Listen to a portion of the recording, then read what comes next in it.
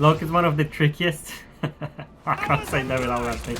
Loki is one of my favorite characters in this game. Loki is awesome, and he's probably the character that requires the most amount of knowledge and variety of skills because his ultimate duplicates another hero, either an ally or an enemy. A lot of DPS ultimates provide a really good way to kill enemies, so duplicating those characters like Psylocke, Iron Fist, Hela, or Star-Lord can guarantee the team fights. Or if your team requires more healing backup, duplicating Luna Snow can be a great asset, just like Mantis as well. And if you want to provide more utility, copying a character like Raccoon to use his ultimate to boost allies damage, that can also turn the tide of a battle. There are a lot of tricks to using his skills.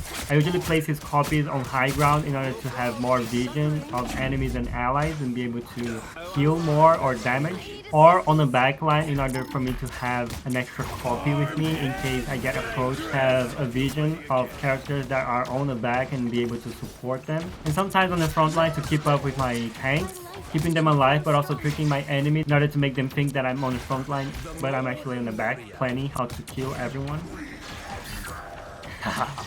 Loki's basic attacks are magic shots that when they land they explode. He can hit multiple targets, but with his copies the amount of attacks multiplies and the copies will always shoot the same target you're shooting, which I think is a really awesome mechanic. His copies are also very important when he uses his healing rune. He places a rune above himself but also in his copies, and he creates a healing over time area, and every incoming damage is turned into healing as well. So that's a very powerful healing tool that does not last for long, and the cooldown is very long as well, so that has to be used wisely, and try to avoid that just to heal yourself, because Loki has two other escaping tools. He can swap with one of his copies, and his invisibility doppelganger, I think. He goes invisible, but he also leaves a copy in case you run out of them. Going invisible also provides Loki healing over time. Instead of wasting his rune, you can go invisible, but it should be mainly saved as escaping tool since his cooldowns take a lot of time, because his basic attacks he won't get healing.